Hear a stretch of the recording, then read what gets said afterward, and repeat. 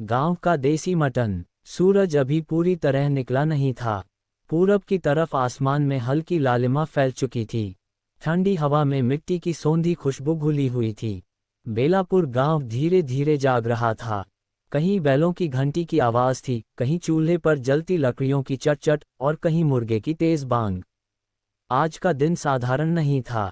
आज गांव में देसी मटन बनने वाला था। बेलापुर में मटन रोज नहीं बनता था।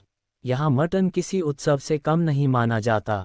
जब महीनों की मेहनत के बाद खेत की फसल बिकती, या कोई दूर का रिश्तेदार आता, या फिर कभी कभी दिल बहुत भर जाता, तभी गांव में मटन की हांडी चढ़ती। रघु काका चारपाई से उठे। उनकी उम्र 60 के पार थी, लेकिन शरीर में अब भी दम था। चेहरे पर झुर्रियां थीं, पर आंखों में वही पुरानी चमक। लछिया, ओ लछिया, उन्होंने आंगन की तरफ आवाज दी। 12 साल का लछिया दौड़ता हुआ आया। नंगे पैर, आंखों में नींद और चेहरे पर उत्साह। दादा, आज सच में मटन बनेगा न? उसने लगभग चिल्लाते हुए पूछा। रघु काका हंसे। हाँ रे, आज बनेगा, पूरा देसी। कोई शहर वाला नहीं। लछिया उछल पड़ा। उसके लिए मटन सिर्फ खाना नहीं था, सपना था। पिछली बार मटन बना था तो उसे बस 2 छोटे टुकड़े मिले थे, लेकिन उस स्वाद को वह आज तक नहीं भूला था। आंगन में लछिया की दादी फुलवा देवी चूल्हे के पास बैठी थीं। सूखी लकड़ियां, उपले और मिट्टी का चूल्हा सब तैयार था। आज जल्दी उठ गए आप, फुलवा देवी ने रघु काका से कहा। अरे, मटन वाले दिन नींद किसे आती है, रघु काका बोले। गांव में आज बच्चू कसाई आने वाला था। वही साल में 2-3 बार आता और पूरे गांव के लिए बकरा काटता। बच्चे उसके आने का इंतजार ऐसे करते जैसे मेला आने का। लछिया गांव की पगडंडी पर दौड़ पड़ा। अरे बच्चू आया क्या? वह हर मिलने वाले से पूछता। दोपहर होते होते गांव में हलचल बढ़ गई। एक काले रंग का तगड़ा बकरा रस्सी से बंधा हुआ आया। उसकी आंखों में डर था, लेकिन गांव वालों की आंखों में स्वाद। ये क्रूरता नहीं थी, यह जिंदगी थी। गांव में लोग जानवर का सम्मान करते थे। बकरे को पानी पिलाया गया, उसके माथे पर हल्दी लगाई गई। फुलवा देवी ने चुपचाप मन ही मन प्रार्थना की, हे भगवान, इसके बदले हमारे बच्चों का पेट भरना। काटने के बाद मांस साफ किया गया। ताज़ा, लाल, देसी मटन। फुलवा देवी ने मटन धोते हुए कहा, देखो जी, इस बार मसाला ढंग से पीसना। पिछली बार ठीक से नहीं पिसा था। रघु काका मुस्कराए। अरे, आज तो दिल से बनेगा। पत्थर की सिल पर मसाले पिसने लगे, धनिया, जीरा, लाल मिर्च, लहसुन, अदरक। मसाले की खुशबू पूरे आंगन में फैल गई। लछिया पास ही बैठा सब देख रहा था। उसकी नाक में मसालों की तीखी खुशबू चुभ रही थी, लेकिन उसे मजा आ रहा था। दादी, मुझे भी पीसने दो, उसने कहा।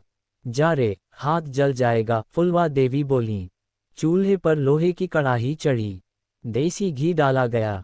घी गर्म होते ही उसकी खुशबू पूरे मोहल्ले में फैल गई। पहले प्याज डाला गया, छन छन।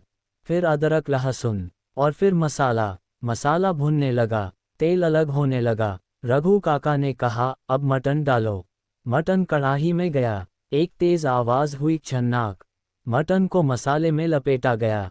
लकड़ी की करछी से धीरे धीरे चलाया गया। धीरे पकाना है, फुलवा देवी बोलीं। देसी मटन है, जल्दी नहीं गलता। गांव के बच्चे दीवारों पर चढ़ चढ़ कर झांक रहे थे। हर किसी के घर से एक एक आदमी यहां आ गया था। आज सबका मटन एक ही हांडी में बन रहा था। ये गांव की परंपरा थी, साथ पकाना, साथ खाना। लछिया की माँ सीता पास बैठी थीं। उनकी आंखें नम थीं। आज बाबूजी होते तो कितना खुश होते, उन्होंने धीरे से कहा। रघु काका कुछ नहीं बोले। उन्होंने बस चूल्हे में एक लकड़ी और डाल दी। मटन पकते पकते शाम हो गई। आसमान में सूरज ढल रहा था। हांडी से ऐसी खुशबू आ रही थी कि पेट अपने आप बजने लगा। फुलवा देवी ने ढक्कन हटाया। मटन गल चुका था, रस गाढ़ा, लाल और चमकदार हो गया, उन्होंने कहा। सबने राहत की सांस ली। पत्तल बिछाई गईं, चावल और मोटी रोटियां रखी गईं।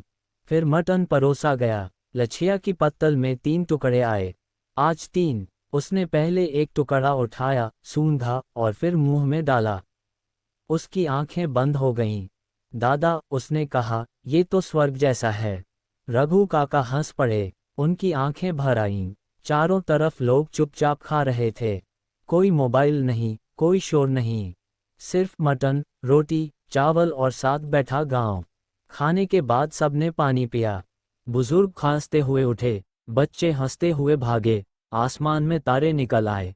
रघु काका आंगन में चारपाई पर लेटे, लछिया उनके पास आकर लेट गया। दादा, उसने पूछा, फिर कब बनेगा मटन? रघु काका ने उसके सिर पर हाथ फेरा, जब मेहनत रंग लाएगी तब। लछिया चुप हो गया। गांव की रात शांत थी, मिट्टी ठंडी हो चुकी थी। देसी मटन सिर्फ खाना नहीं था, वह मेहनत का इनाम, साथ का स्वाद और गरीबी में खुशी का तरीका था। और बेलापुर गांव उसी स्वाद के सहारे फिर अगले दिन की मेहनत के लिए तैयार हो गया।